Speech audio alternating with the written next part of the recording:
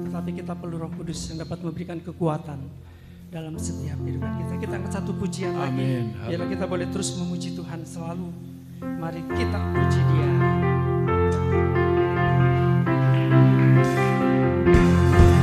Memuji Tuhan selalu. Mari kita puji Dia. Memuji Tuhan selalu. Mari kita puji Dia. Puji, puji, mari kita puji Dia. Puji, puji, mari kita puji. Glory, haleluya, amin. Memuji Tuhan selalu, mari kita puji Dia. Memuji Tuhan selalu, mari kita puji Dia. Puji, puji, mari kita puji Dia. Puji, puji, mari kita puji Dia. Tuhan selalu, mari kita puji Dia. Puji Tuhan selalu, mari kita puji Dia. Puji, puji, mari kita puji Dia. Puji, puji, mari kita puji Dia. Dalam nama Yesus ada kemenangan. Dalam nama Yesus, dalam nama Yesus, iblis dikalahkan. Oh, dalam nama Tuhan Yesus siapa dapat melawan. Dalam nama Tuhan Yesus ada kemenangan. Haleluya. Nama Yesus, dalam nama ada kemenangan. Dalam nama Yesus, dalam nama Yesus, iblis dikalahkan. Oh, dalam nama Tuhan Yesus siapa dapat melawan. Dalam nama Tuhan Yesus ada kemenangan. Dalam nama Yesus ada kemenangan. Dalam nama Yesus, dalam nama Yesus, iblis dikalahkan. Dalam nama Tuhan Yesus siapa dapat melawan. Dalam nama Tuhan Yesus ada kemenangan. Dalam nama Tuhan Yesus siapa dapat melawan. Dalam nama Tuhan Yesus ada kemenangan. Oh, dalam nama Tuhan Yesus siapa dapat melawan. Dalam nama Tuhan Yesus ada kemenangan. Amin. Haleluya. Haleluya. Silakan duduk saudara, puji nama Tuhan. Amin. Haleluya, haleluya. Biarlah saat ini kita sebentar akan menyembah Tuhan. Biarlah kita mengundang Roh Kudus boleh hadir di dalam kehidupan kita. Biarlah Roh Kudus itu masuk di dalam hati kita dan Dia beracara di dalam kehidupan kita. Dia berkarya, saudara. Setiap orang yang percaya nama Yesus akan memberikan Roh Kudusnya di dalam hati kita, sehingga kita boleh diperkenankan untuk memuji dan menyembah akan nama Tuhan. Roh Kudus, Roh yang hidup penuhiku, mengalir dalamku. Jiwaku tenang bersamamu dalam naunganmu. Amin.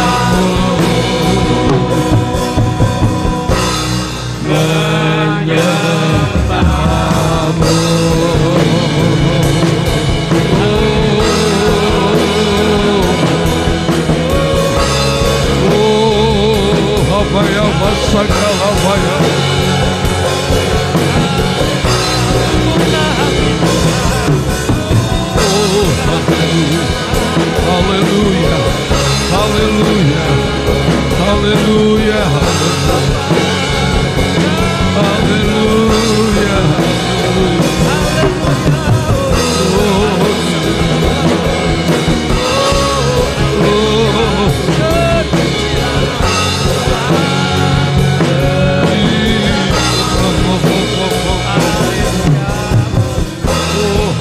Saat ini kita menyembah Tuhan. Biarlah kita meninggikan Dia. Karena kita percaya bahwa Allah yang kita sembah adalah Allah yang benar, Allah yang penuh dengan kuasa di dalam nama Tuhan Yesus Kristus. Firman-Mu mengatakan bahwa serahkanlah segala kekhawatiranmu kepadanya, sebab Ia yang memelihara kamu. Tuhan mengatakan bahwa marilah kepadaku setiap yang letih, lesu dan berbeban berat, aku akan memberikan kelegaan kepadamu. Biarlah saat ini Tuhan kami meminta Roh-Mu menolong kami, Roh-Mu terus penuhi kami Tuhan, Roh-Mu menguasai hati dan pikiran kami. Mungkin saat ini ada di dalam ketakutan, ada di dalam kelemahan, ada ketidakberdayaan. Kami yakin dan percaya Roh Kudus, Engkau yang dapat memampukan kami, Roh Kudus yang dapat menolong kami. Bukan dengan gagah dan kuat kami Tuhan, melainkan dengan Roh-Mu ya Bapa. Biarlah saat pagi ini Tuhan kami berdoa, pimpin kami Tuhan, pulihkan kami Tuhan, pulihkan kami Bapa, pulihkan kami Tuhan, pulihkan kami Yesus. Haleluya.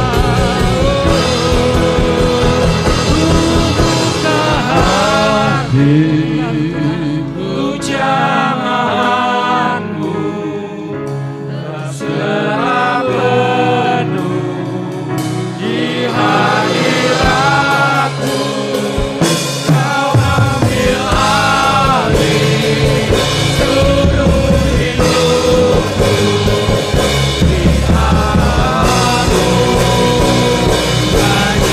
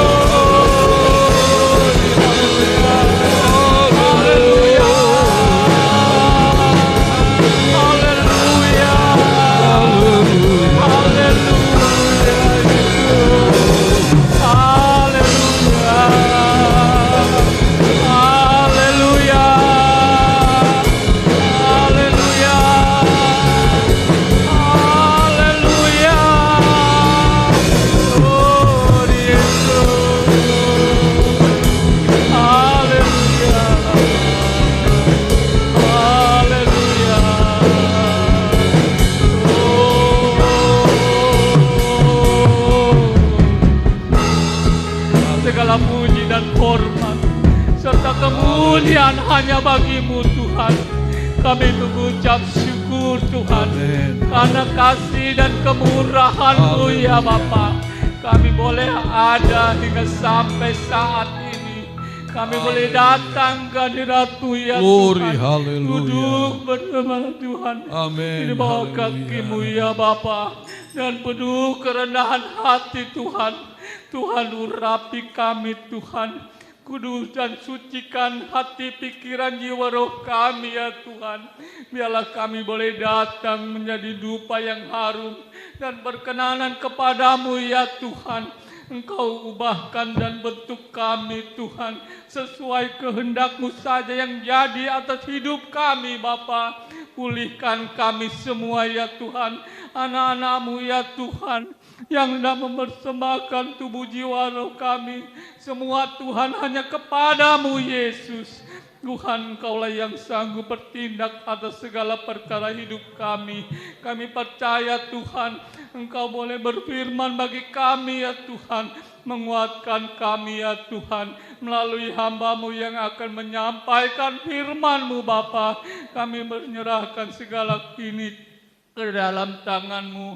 Di dalam nama Tuhan Yesus Kristus Tuhan kami berdoa, mengucap syukur. Haleluya. Amin. Ada haleluya. Puji Tuhan. Seperti nyanyian tadi, ku buka hati untuk Roh-Mu ya Tuhan. Kita merasakan hadirat Tuhan. Dan kalau kita terus membuka hati kita untuk menerima firman Allah, maka firman Allah ini menjadi hidup dan berkuasa di dalam hidup kita. Mendatangkan sukacita, damai sejahtera, kita bertumbuh, berbuah-buah di dalam Tuhan.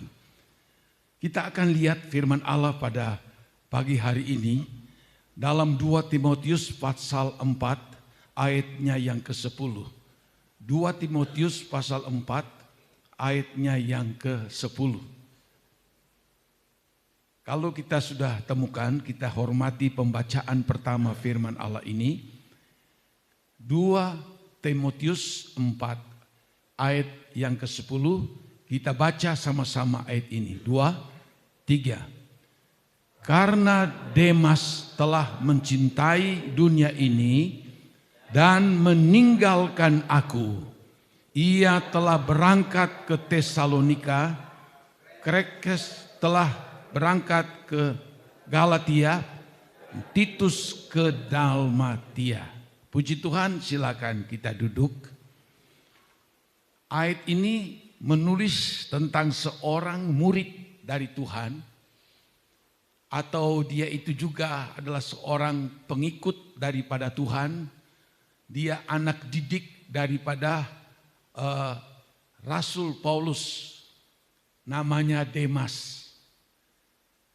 Demas ini satu pelayanan dengan Lukas yang telah menulis Injil Lukas, seorang tabib. Demas juga memiliki teman pelayanan namanya Markus, dalam Alkitab ditulis, dan juga memiliki teman pelayanan Aristarkus dan banyak murid-murid yang lain yang telah menjadi teman pelayanan daripada si Demas ini. Demas ini ada 3 kali disebut di dalam Alkitab. Memang pada waktu itu Rasul Paulus berada di penjara Romawi. Dia mengalami kesukaran, penderitaan, menunggu saatnya dia itu akan divonis, dia akan dipancung kepalanya oleh Kaisar Nero pada waktu itu. Demas rupanya tahu ini merupakan hal yang buruk. Sebab zaman itu memang pengikut-pengikut Tuhan selalu menghadapi tekanan, ancaman, kesukaran, kesulitan, diusir, bahkan pun diancam mati sekalipun. Situasi yang ada saat itu membuat Demas berpikir, waduh, Paulus divonis nanti dia akan mati. Lalu bagaimanakah kehidupan saya? Demas hanya memiliki pandangan dekat. Dia tidak dapat memiliki pandangan lebih jauh. Seperti Paulus dia pernah katakan di dalam kitab Korintus, perjalanan iman kami bukan dengan apa yang kami lihat ini, tapi perjalanan iman kami jauh melihat ke depan. Demas tidak dapat seperti itu. Mungkin karena dia mengalami ancaman, kesukaran, dan penderitaan di dalam dia mengiring Tuhan. Bahkan pun dia itu melayani Tuhan. Alkitab menyebut dalam ayat ini, Demas telah mencintai dunia ini. Kata mencintai itu ternyata diambil dari kata agapao dalam bahasa Greka. bab Alkitab Perjanjian Baru awalnya ditulis dalam bahasa Greka. Demas mencintai dunia ini. Agapao itu artinya dia jatuh cinta, sangat mencintai. Kok aneh sekali Demas, dari pengiring Tuhan yang baik, bahkan jadi murid dan pelayan Tuhan yang baik, tiba-tiba berubah dia. Dia mencintai akan dunia ini. Bahkan ayat ini mengatakan, dan dia meninggalkan aku. Meninggalkan Rasul Paulus sebagai guru, sebagai mentor dalam kehidupan Demas ini. Kata meninggalkan juga dalam ayat ini mempunyai pengertian, yaitu seperti seorang prajurit yang sedang pergi menghadapi musuh di medan perang. Tetapi tiba-tiba si prajurit itu ketakutan. Lalu dia tinggalkan rombongannya, teman-temannya yang sedang maju berperang. Lalu dia lari meninggalkan mereka. Itu arti meninggalkan. Yang seperti yang ditulis di dalam Alkitab. Demas dia sangat jatuh cinta dengan dunia. Dan dia juga begitu cepat sekali dia tinggalkan akan Tuhan. Kenapa? Disebut dalam ayat ini dia pergi berangkat ke Tesalonika. Zaman dulu itu Tesalonika adalah satu kota yang subur. Kota yang makmur, kota yang kaya sebab dia menjadi pusat perdagangan. Lalu dia pergi ke Tesalonika karena dia mencintai akan dunia ini. Ini juga yang sedang iblis kerjakan dalam hidup kita umat Tuhan, orang Kristen. Terlebih pada akhir zaman ini. Di mana iblis itu akan berusaha dengan sekuat tenaga. Bagaimana menggiring umat Tuhan. Untuk apa? Meninggalkan Tuhan. Dan mencintai akan dunia ini. Istilahnya Demas itu awalnya dia seorang yang memiliki kualitas rohani yang baik. Sebagai murid, saya yakin dia juga sudah dipenuhi dengan Roh Kudus. Kemungkinan besar di antara 120 murid yang dipenuhi dengan Roh Kudus di kamar loteng Yerusalem, Demas salah satunya. Tetapi dia mencintai akan dunia ini. Seperti kalau kita lihat di dalam 2 Korintus pasalnya yang keempat, ayatnya yang keempat. Di situ firman Allah mengatakan begini. 2 Korintus 4 ayat 4, yaitu orang-orang yang tidak percaya, yang pikirannya telah dibutakan oleh ilah zaman, sehingga mereka tidak melihat cahaya Injil tentang kemuliaan Kristus yang adalah gambaran daripada Allah. Di sini disebutkan pikiran mereka telah dibutakan oleh ilah zaman ini. Siapakah ilah zaman ini? Itulah iblis dan setan-setan. Dia membutakan manusia, membutakan kita pun sebagai orang Kristen. Dia butakan, dalam ayat ini disebutkan bahwa pikirannya dibutakan oleh ilah zaman ini. Dan kita melihat dalam Alkitab, iblis itu membuat banyak hal di dalam dunia ini. Banyak-banyak kesenangan pribadi, kenikmatan-kenikmatan pribadi untuk memikat termasuk kita orang Kristen. Supaya kita masuk dalam jebakannya ini. Dan tidak sedikit orang Kristen terbawa arus oleh iblis yang menjadi ilah zaman ini dan membutakan mata rohani dari kita, orang-orang yang percaya kepada Tuhan. Sehingga banyak kita temukan dalam dunia ini. Iblis menjadikan jabatan itu sebagai suatu ilah. Iblis menjadikan pangkat pun itu bisa menjadi ilah.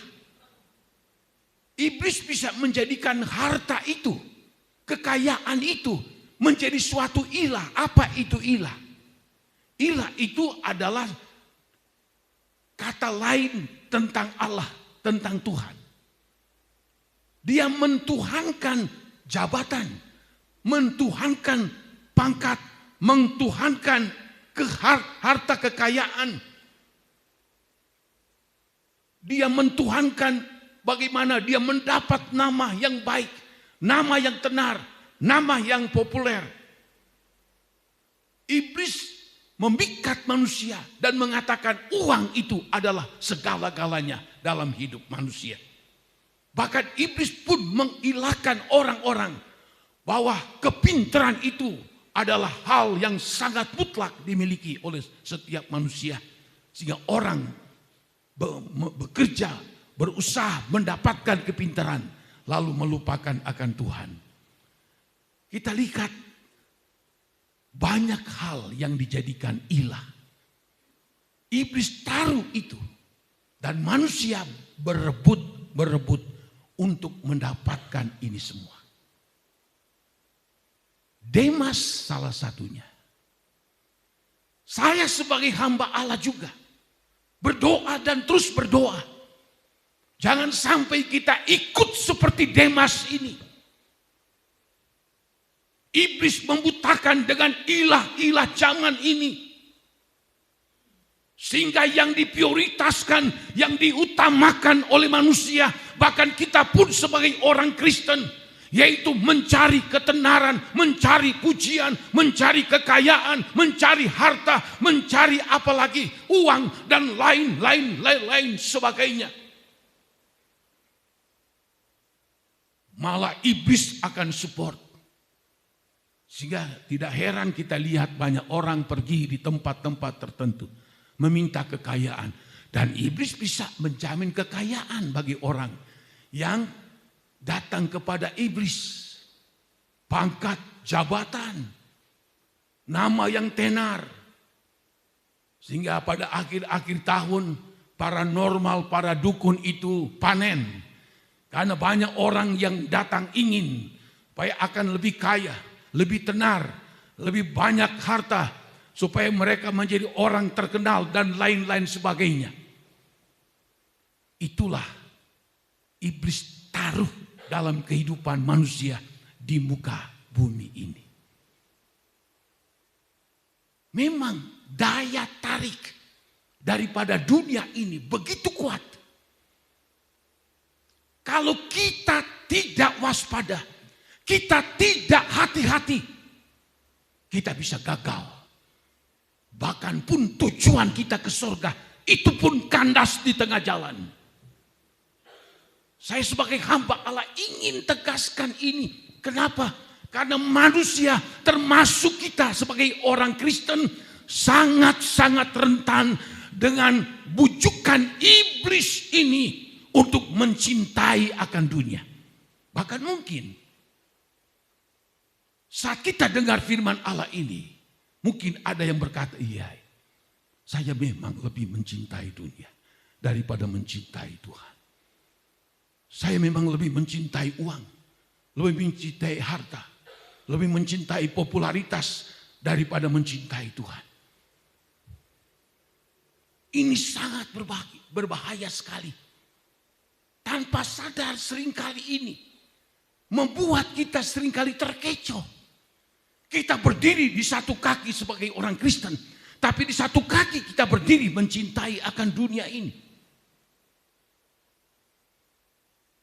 Ada satu hal yang Tuhan Yesus memberitahu di dalam Alkitab Matius pasalnya yang ke-6. Ini suatu tantangan yang berat kita sebagai orang Kristen. Dalam Matius 6 ayat 24 berkata begini, tak seorang pun dapat mengabdi kepada dua tuan. Karena jika demikian, ia akan membenci yang seorang dan mengasihi yang lain. Atau ia akan setia kepada yang seorang dan tidak mengindahkan orang lain. Kamu tidak dapat mengabdi kepada Allah dan kepada Mamon. Ini perkataan Tuhan Yesus. Ternyata lawan berat yang Yesus katakan bagi orang percaya, manusia, termasuk saya dan saudara, itu adalah mamon. Apa sih itu mamon? Mamon itu mencakup uang, mencakup kekayaan, mencakup harta benda, mencakup mengejar popularitas dan lain sebagainya. Pokoknya keinginan duniawi itu disebut sebagai mamon. Tuhan Yesus berkata, tidak bisa seorang di satu sisi dia datang kepada Allah, lalu dia juga mengabdi kepada mamon. Tidak akan mungkin. Maka kalau seperti itu, yang satu dia akan kasihi dan yang lain dia akan benci. Tidak ada yang bisa dikatakan kamu mengabdi kepada Allah dan juga sekaligus kepada mamon. Tidak akan bisa. Seringkali kita orang Kristen tidak dapat membedakan. Oh, saya mengabdi sama Tuhan. Saya datang ke gereja setiap minggu. Tetapi di sisi lain juga kita mengabdi kepada mamon. Tuhan Yesus katakan, kalau kita mengabdi kepada mamon, maka mamon itu akan dicintai, akan disukai. Daya tarik dari mamon ini begitu luar biasa dan mampu menarik begitu banyak orang, termasuk kita orang Kristen. Tidak bisa kamu mengabdi kepada Allah dan juga kepada mamon. Artinya apa? Pilihlah mengabdi kepada Allah. Bukan berarti kita tidak boleh cari duit. Boleh. Punya banyak duit. Boleh. Bukan berarti tidak boleh kita cari harta. Boleh. Tidak masalah. Bukan berarti kita tidak boleh mencari popularitas. Boleh. Itu nanti akan datang sendirinya. Sebab Tuhan berkata begini. Cari dulu kerajaan Allah serta kebenarannya. Maka yang lain-lain. Harta, uang, ketenaran. Apapun itu akan Allah berikan itu kepadamu. Asal kita bertuhankan Yesus Kristus, Tuhan dan Juru Selamat kita. Ini yang harus kita tahu. Jangan sampai kita berdiri sebagai orang Kristen, tetapi di hadapan Allah ternyata kita sangat mengabdi kepada mamon. Tanpa kita sadar. Saya ke gereja. Saya berdoa. Tetapi padahal Tuhan tahu yang lebih berat, lebih berpengaruh, lebih memiliki daya tarik, itu adalah mamon. Saya berani katakan tidak sedikit orang Kristen terperangkap dalam dosa ini tanpa disadari. Tanpa disadari. Oh, dia tetap menjadi orang Kristen, tapi dia tetap mengasihi mamon. Tapi Tuhan itu Maha tahu. Itu sebabnya Alkitab memberitahu kepada saya dan saudara. Kalau saja masuk dalam jebakan iblis ini, mencintai dunia ini, maka lambat namun pasti akan menuju kepada kehancuran. Rohaninya hancur dulu, baru belakangan yang lain-lain ikut berantakan. Contoh dalam Alkitab. Keluarga Abraham dan keluarga Lut. Waktu keluarga Abraham makin kaya, keluarga Lut makin kaya. Karena ada pertengkaran antara hamba-hamba mereka. Lalu akhirnya Abraham sebagai orang tua menasihati, sudah Kamu pilih saja kamu mau pergi kemana. Kalau engkau ke kiri, aku ke kanan. Engkau ke utara, aku ke selatan. Lut, dia melihat, wah di sebelah timur, begitu indah, begitu hebat, subur, makmur adanya. Padahal bukan dia seharusnya yang milih. Abraham seharusnya yang memilih. Tapi Abraham orang rendah hati. Oke, kamu pilih saja. Dan Lut memilih di tanah yang dia sebut sebagai seperti taman Tuhan. Pun di situ ada 2 kota, Sodom dan Gomora. Lalu Abraham pergi. Kemana? Pegunungan. Kelihatan gersang. Kelihatan seperti masa depan suram. Tapi Abraham menuruti apa yang dikatakan oleh Tuhan.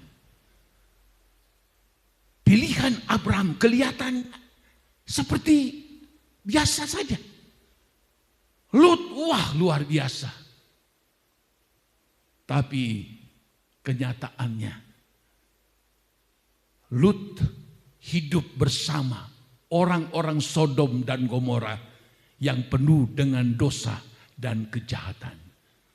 Mereka menguasai hidup di dalam mamon, segala keindahan dan kenikmatan dunia ada pada 2 kota Sodom dan Gomora. Tuhan masih sayang.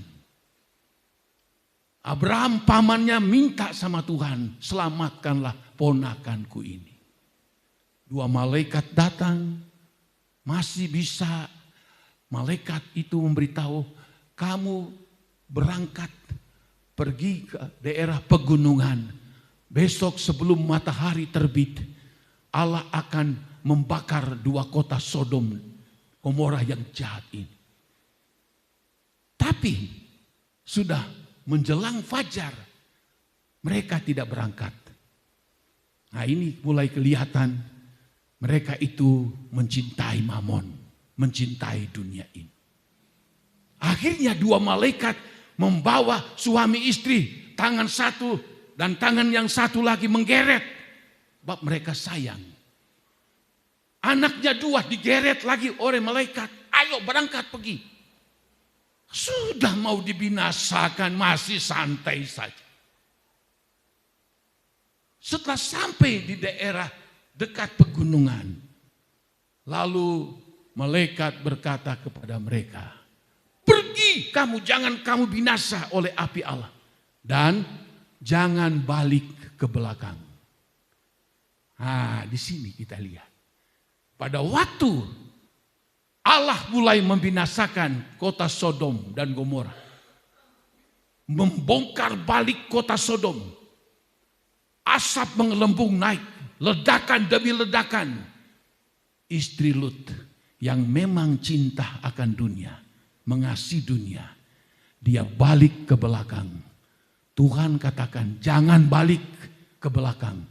Dia lawan, tidak patuh. Saat itu dia jadi tiang garam. Memalukan. Ini keluarga Lut. Pergi. Tinggal di mana? Tinggal di goa.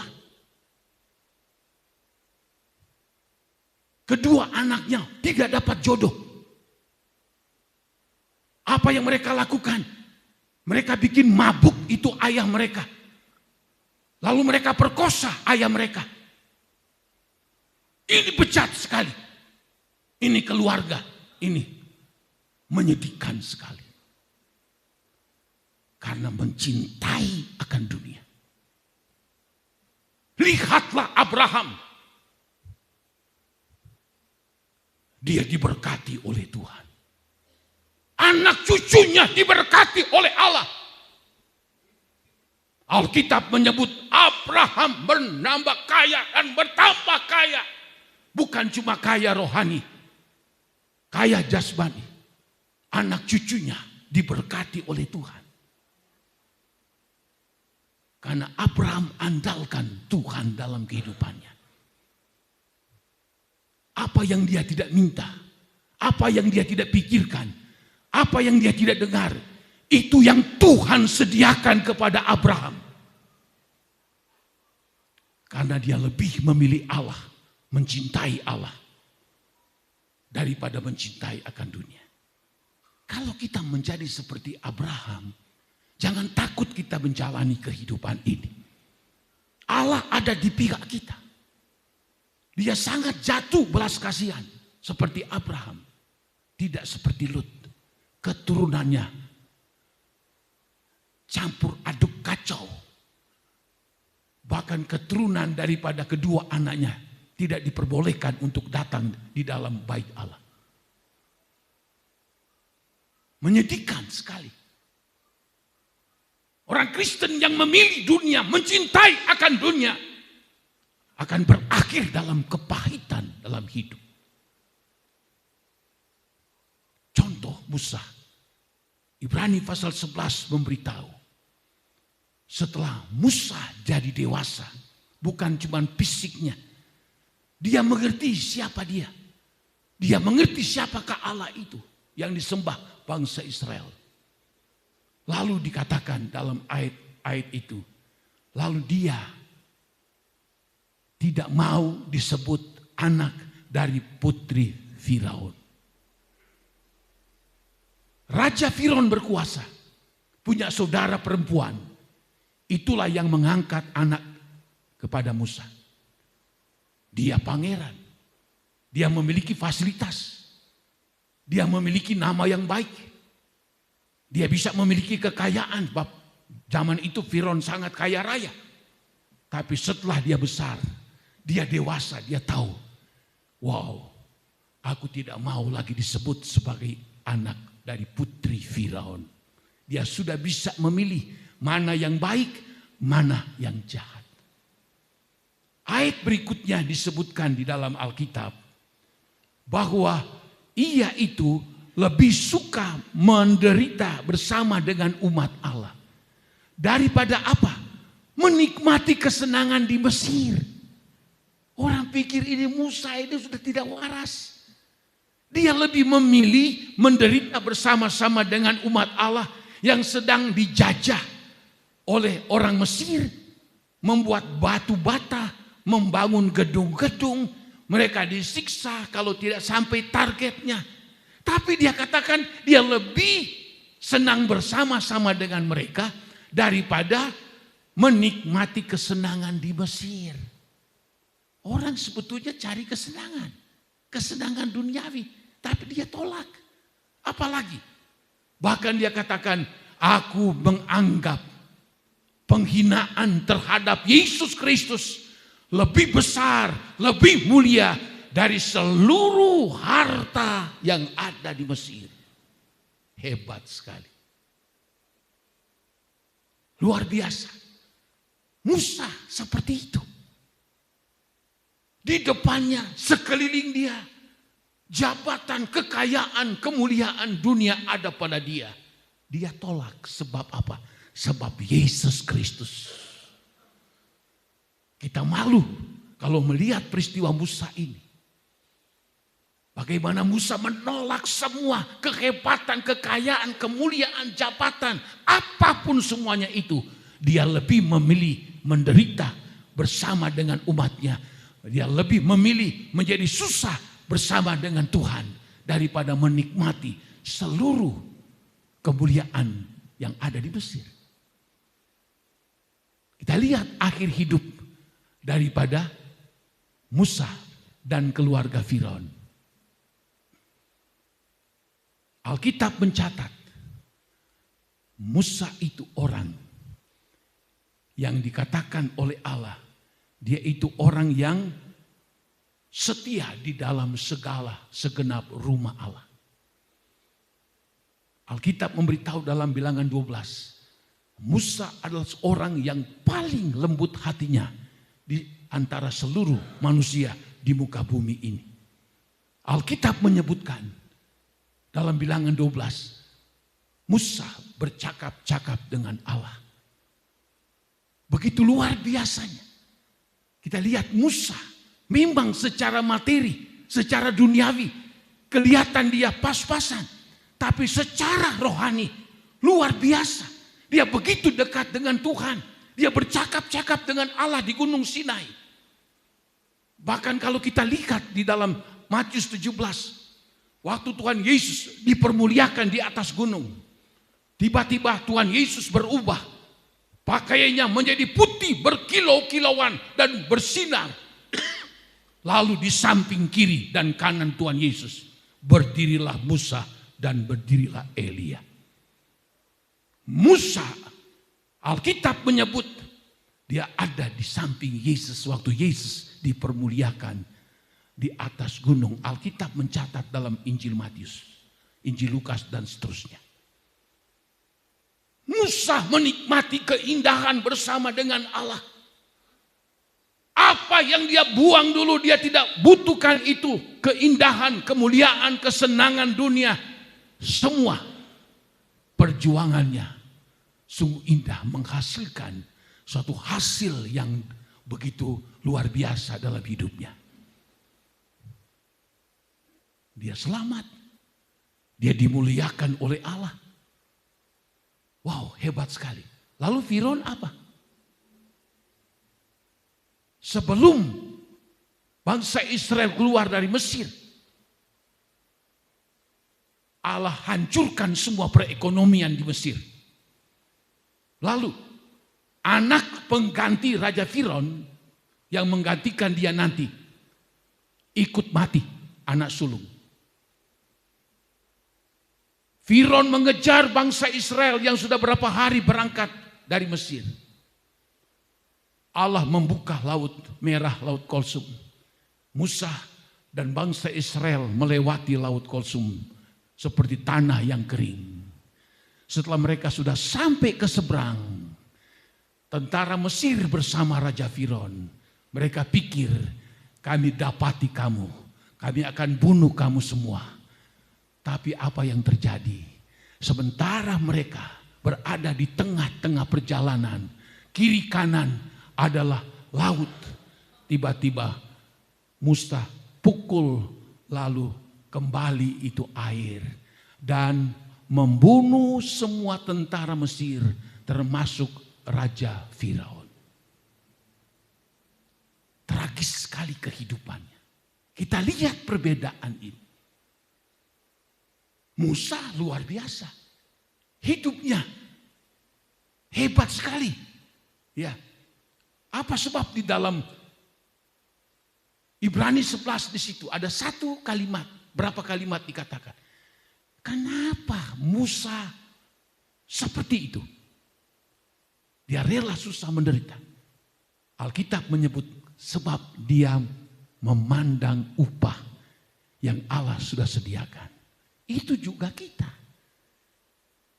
Kalau tidak ada upah mengikuti Tuhan, buat apa saya melayani Tuhan? Susah-susah, menyangkal diri, pikul salib, melayani Tuhan buat apa? Tetapi janji Allah keselamatan, hidup yang kekal. Akan diberikan upah. Rumah yang disediakan oleh Allah. Kalau kita bekerja diberikan mahkota yang begitu hebat yang Allah sediakan. Segala fasilitas surga kita akan dapati dan kita bisa pakai semuanya. Apa yang kurang? Kenapa Musa dia rela lakukan itu? Sebab apa? Upah.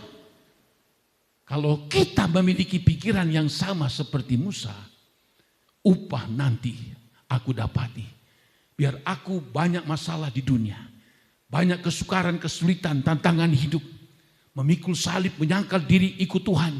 Tapi saya tahu, kalau saya setia sama Tuhan, satu kali kelak saya mati, saya akan mendapat upah yang Allah sudah sediakan untuk saya. Amin.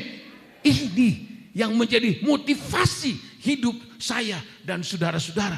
Apa sebab di dalam Alkitab 1 Yohanes di situ dikatakan begini firman Tuhan. Ayatnya yang ke 1 Yohanes 2 ayat 15 berkata begini. Janganlah kamu mengasihi dunia dan apa yang ada di dalamnya. Jikalau orang mengasihi dunia, maka kasih akan Bapa tidak ada di dalam orang itu.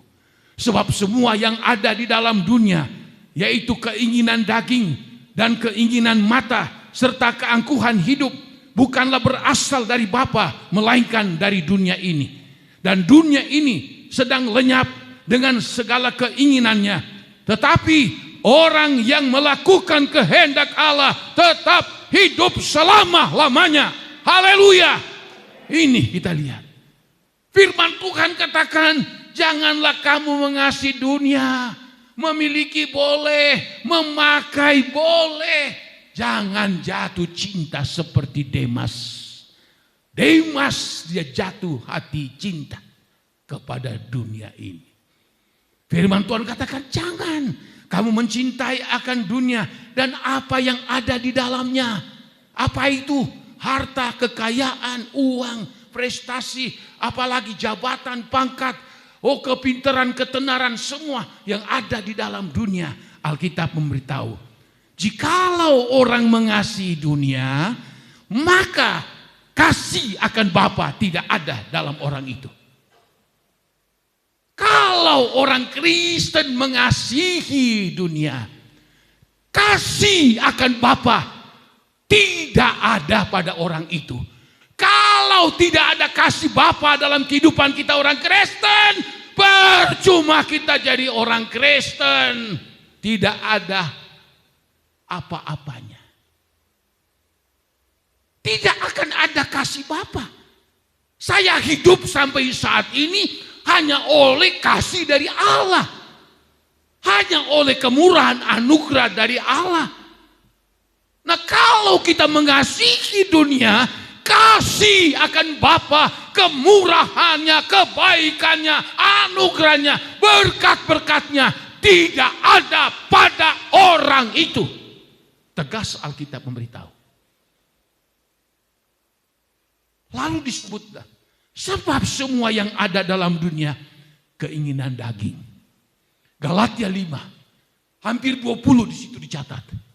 Keinginan daging, wah, penyembah berhala, ya,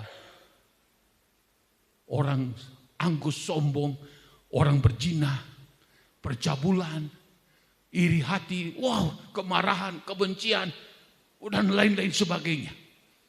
Itu yang ada dalam dunia. Lalu keinginan mata katanya. Kita punya mata. Kita boleh melihat kemanapun. Yaitu anugerah dari Tuhan. Tapi banyak keinginan mata yang disalahgunakan. Banyak yang seperti ini. Banyak jatuh di dalam dosa karena terpikat. Seperti iblis menjatuhkan Hawa dari mata. Istri Lot juga sama, mata. Banyak sekali kita lihat. Keinginan mata dan keangkuhan hidup. Itu semua bukan berasal dari Allah. Tidak. Jadi kita harus tahu bedakan. Ya. Dan disebutkan dunia ini sedang lenyap. Semua jabatan, kekayaan, harta benda, pangkat, ketenaran, apapun semua itu akan lenyap. Semua akan lenyap. Tapi orang yang melakukan kehendak Allah, dia akan tetap hidup sampai selama-lamanya. Ini janji dari Tuhan.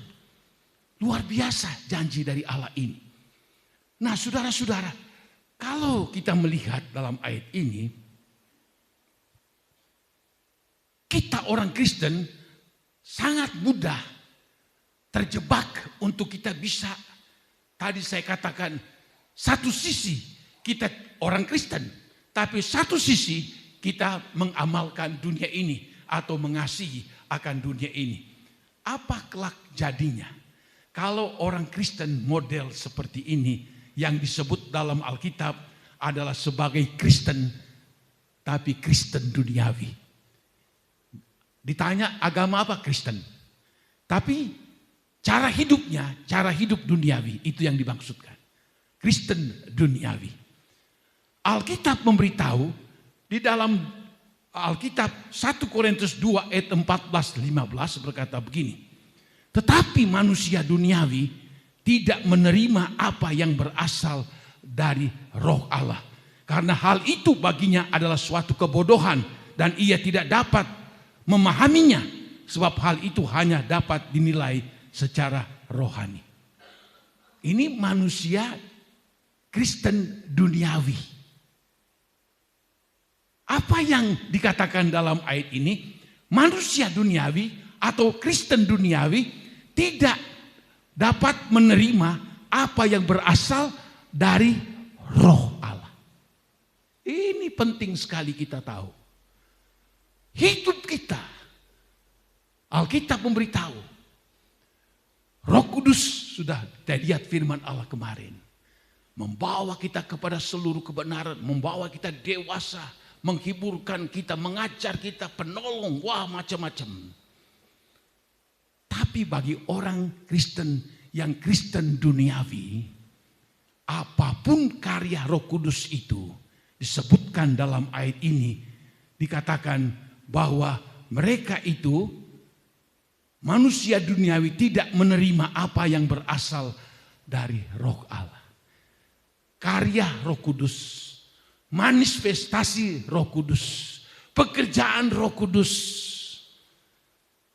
Manusia duniawi, Kristen duniawi tidak dapat memahami. Makanya jangan heran ada orang Kristen kalau melihat ada orang yang dipenuhi dengan Roh Kudus, dia tidak tahan.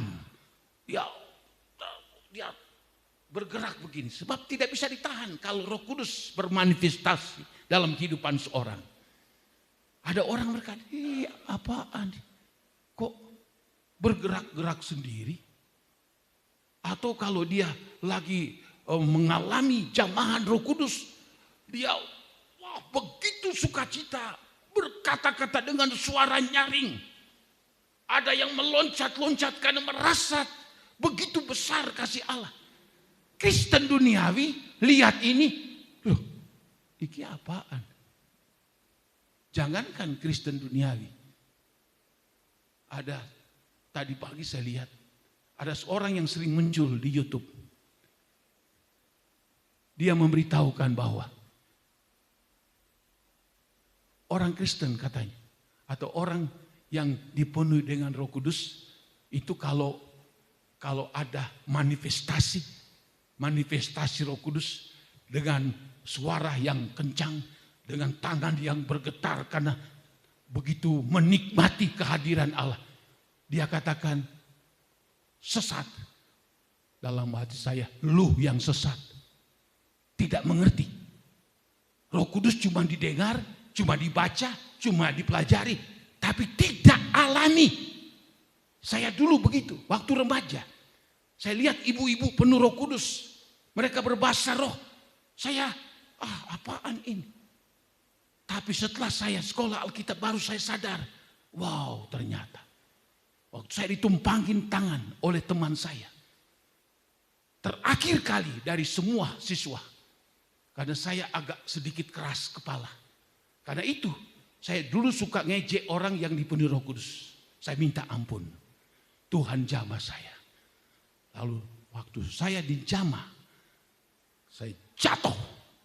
Bukan jatuh sendiri, bukan menjatuhkan diri.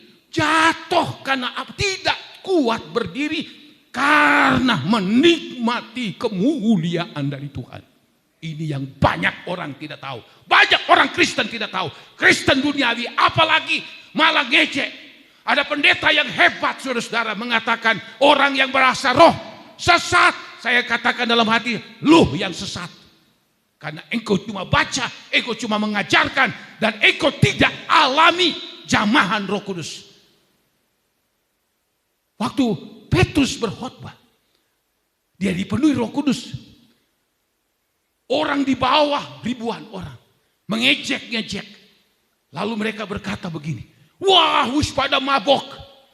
Orang yang sedang ada berdoa di atas kamar loteng Yerusalem, wis pada mabok. Orang mabok kan seperti apa? Orang mabok itu kalau sudah mabok, dia tidak bisa menahan tubuh. Dia bisa jatuh, bisa terkapar. Orang mabok itu gak karuan, teriak-teriak. Teriak-teriak. Itu orang mabok. Saya dulu lihat teman-teman saya pada mabok, itu jatuh di got, teriak-teriak, terkapar-kapar. Rupanya orang yang ada di sekitar itu mendengar 120 murid itu berdoa, lalu mereka dipenuhi Roh Kudus, lalu mereka kata, wis pada babok. Petrus dia turun. Dia katakan, kami bukannya mabok, karena ini baru jam 9 pagi. Tapi inilah janji daripada Nabi Yoel pasal 2. Allah memberikan Roh Kudus, memenuhi kamu dengan Roh Kudusmu. Jadi kalau ada orang bilang begini, oh kalau Roh Kudus itu tertib banget. Loh gimana orang-orang yang berdoa 120 murid sampai disebut mabok?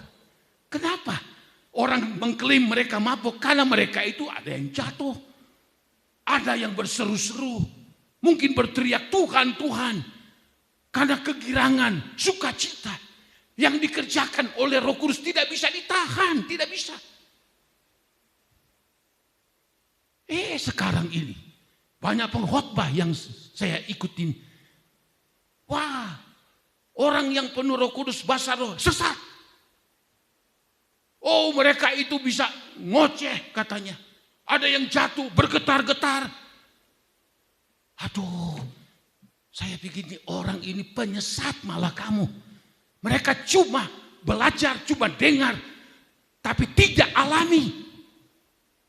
Kalau seorang sehebat apapun, dia dicamah oleh Roh Kudus, tidak akan kuat, dia tidak menahan.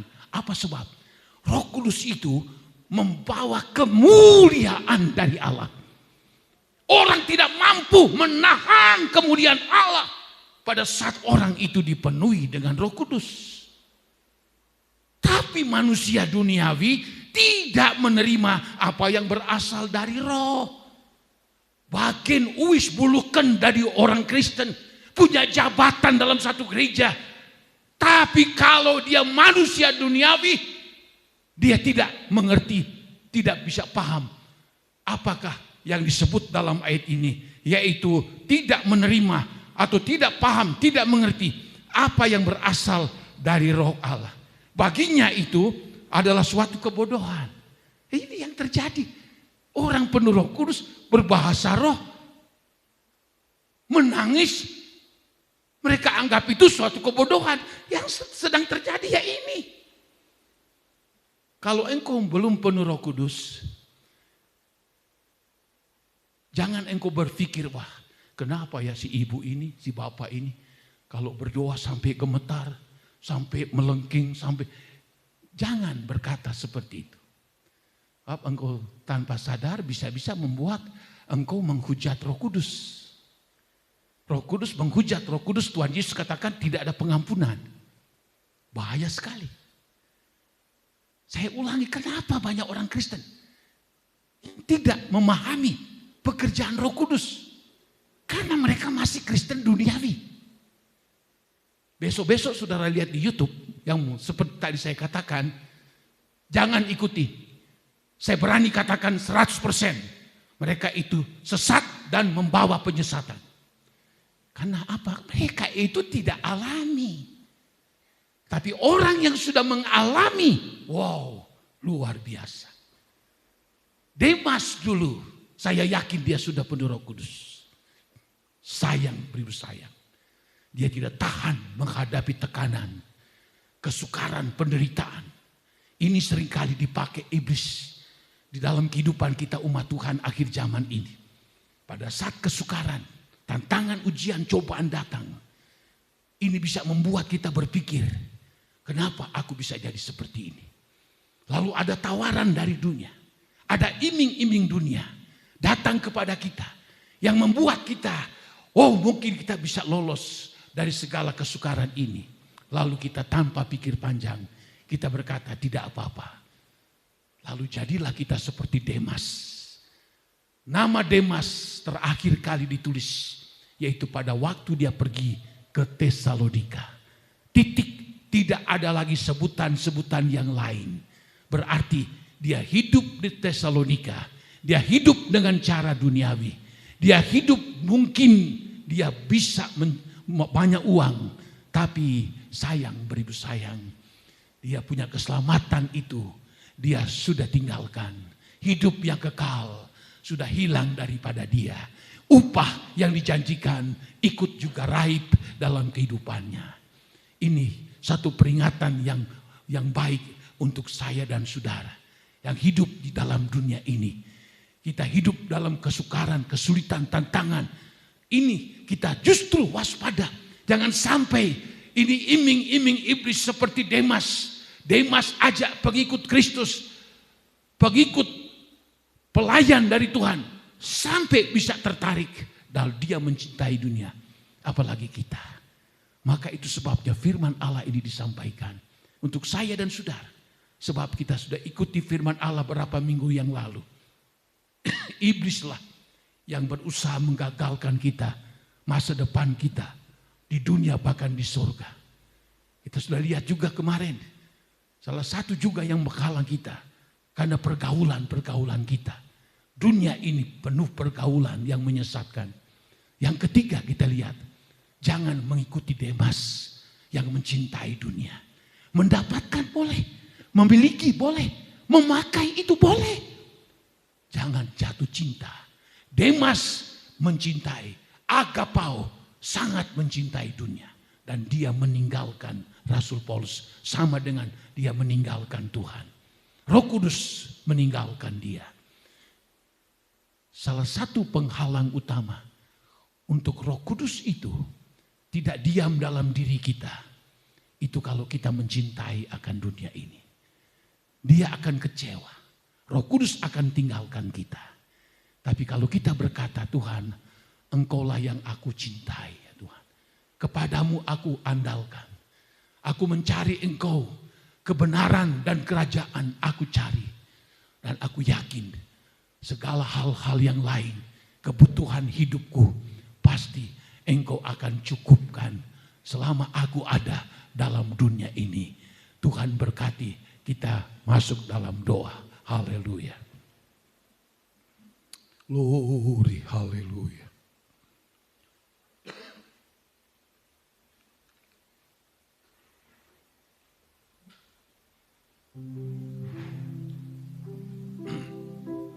Roh-Mu yang hidup penuhiku, mengalir dalamku. Jiwaku tenang bersamamu dalam naungan Roh-Mu yang hidup. Roh-Mu yang hidup. Biar ini menjadi doa kita pagi hari ini. Roh hidup, Roh Allah akan memenuhi saya dan saudara pada pagi hari yang indah ini. Amin, haleluya. Oh jiwaku tenang bersamamu dalam naungan. Katakan, aku buka hati, ku buka hati untuk jamaah. Amin, haleluya. Berserah penuh di hadirat. Oh amin. Kau ambil oh haleluya, seluruh hidupku di altar-Mu. Katakan, ku buka hati. Oh amin. Biar kita buka hati. Haleluya, firman Allah sudah disampaikan. Haleluya, haleluya. Jangan kita mencintai akan dunia. Orang-orang dunia, Kristen duniawi tidak mengerti apa itu pekerjaan Roh Kudus. Haleluya. Pagi hari ini biar kita berkata, oh Tuhan, penuhi saya. Haleluya. Saya mau buka hati. Amin. Oh, ku buka. Haleluya. Tujuh. Amin. Amin. Glory. Haleluya. Haleluya. Haleluya. Oh, haleluya. Oh, ambillah. seluruh hidupku di altar-Mu. Saudara-saudara, kita merasakan Tuhan hadir di sini. Haleluya. Pada saat yang sangat indah ini, kalau engkau datang dengan hancur hati, engkau datang dengan merendahkan diri, mengakui keberadaanmu, kesalahanmu, kekuranganmu, mungkin masih ada sifat-sifat duniawi, orang Kristen duniawi, manusia duniawi yang masih lebih berkuasa dalam diri kita, masih lebih mendominasi dalam diri kita.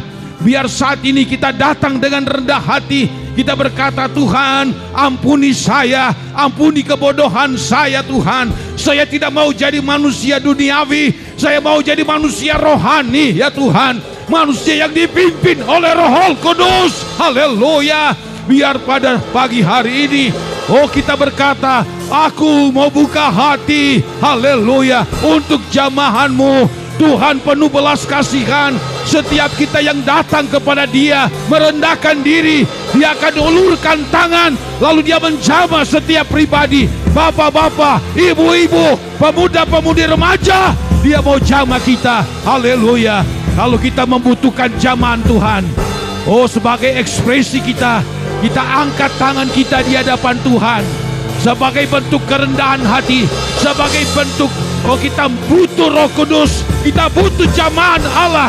Kita angkat kedua tangan kita masuk dalam doa. Ku buka hati untuk jamahan, haleluya, berserah ya masakalama bas. Buka hatimu, buka hatimu. Ria masakalama. Biar Tuhan yang ambil alih dalam hidup kita. Haleluya, haleluya. Altar-Mu, katakan, ku buka hati. Haleluya, haleluya. Ku buka. Jamalah kami Tuhan, jamalah kami. Penuhi kami Tuhan. Amin, amin. Ya masakalabas, ya masakalaba, ya balam, ya balam masakal. Haleluya, haleluya, haleluya, haleluya. Di altar-Mu, di altar-Mu menyembah-Mu, amin. Di altar-Mu, haleluya. Di altar-Mu menyembah-Mu, amin. Di altar-Mu menyembah-Mu.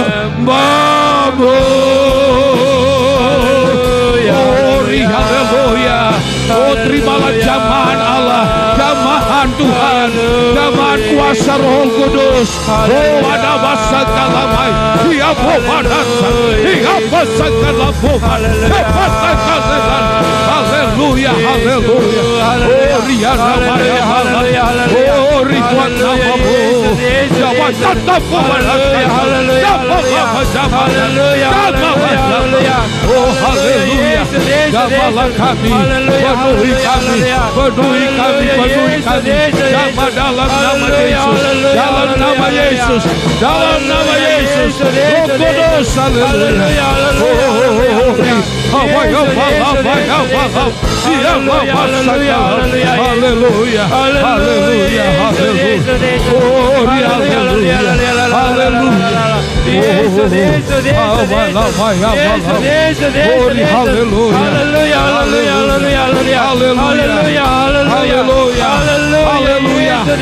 curahkan kuasa-Mu, curahkan kuasa. Haleluya, haleluya, haleluya, haleluya.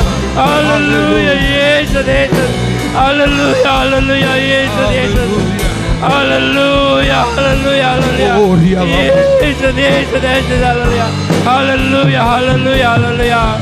Haleluya, Yesus, Yesus, Yesus, Yesus. Haleluya, Yesus, Yesus, haleluya. Haleluya. Haleluya, haleluya, haleluya, haleluya. Haleluya, haleluya, haleluya, haleluya. Yesus, Yesus, Yesus, Yesus, Yesus. Haleluya, Yesus, Yesus, Yesus, Yesus. Haleluya, haleluya, haleluya, haleluya, haleluya. haleluya, haleluya, haleluya, haleluya. Haleluya. Haleluya, Yesus, Yesus, Yesus, Yesus. Haleluya, haleluya, haleluya, haleluya. Haleluya, Yesus, Yesus. Terima kasih atas firman-Mu Tuhan. Ampunilah kami Tuhan, ampunilah hamba-Mu yang berdosa Tuhan. Ampunilah kami Tuhan yang masih mencintai akan dunia ini Tuhan, yang punya keinginan daging, keinginan mata yang selalu menguasai hidup kami Tuhan. Ampuni kami lah Tuhan, ampunilah kami.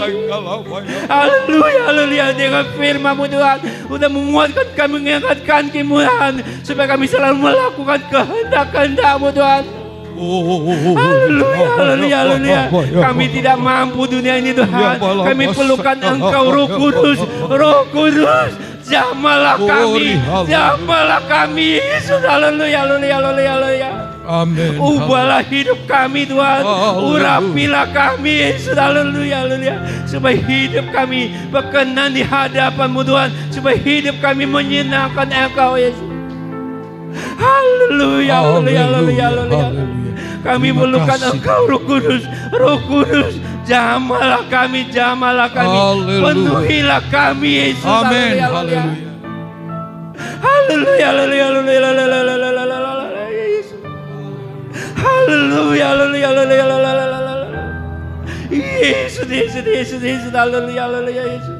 Haleluya, haleluya, haleluya. Jamahlah, jamah Yesus, jamah Yesus, haleluya, haleluya, haleluya. Haleluya, Yesus. Tanamkanlah firman-Mu dalam kehidupan kami Tuhan. Remakan firman-Mu Tuhan, supaya hidup kami selalu melakukan kehendak-kehendak-Mu Tuhan. Supaya kami jangan seperti Demas Tuhan, yang selalu mencintai akan dunia ini Tuhan. Supaya kami selalu melakukan kehendak-kehendak-Mu Tuhan. Supaya hidup kami menyenangkan Engkau, berkenan di hadapan-Mu Yesus. Terima kasih Tuhan, terima kasih Yesus. Terima kasih Tuhan. Berkatilah Bapak Gembala kami. Pakai Bapak Gembala kami lebih heran lagi Tuhan. Dan beri kekuatan, kesehatan selalu Tuhan. Supaya memuliakan nama-Mu Tuhan. Terima kasih Tuhan, terima kasih atas semua Tuhan. Terima kasih Yesus. Sebentar kami akan membawa persembahan. Engkau balas sesuai dengan firman-Mu Tuhan. Kami naik, kami terima kasih Yesus. Dalam nama Yesus. Haleluya. Amin.